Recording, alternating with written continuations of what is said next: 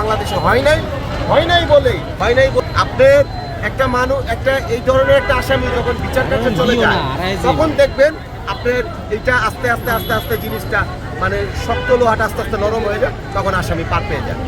নগদ করতে হবে। নগদ করার জন্য যদি আইন তৈরি না হয় তাহলে শুধু চট্টগ্রামে না, বাংলাদেশের প্রত্যেকটা জেলায় এরকম ধর্ষণ হইতেই থাকবে।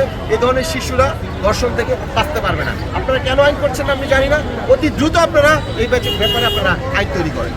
লাস্ট আজকে খুব একটা সন্তান আছে, আপনার সন্তানের প্রতি মায়া দেখেই আপনি দর্শকদেরকে বিয়ে করেছেন, সেই সন্তানটা এতিম হয়ে গিয়েছে।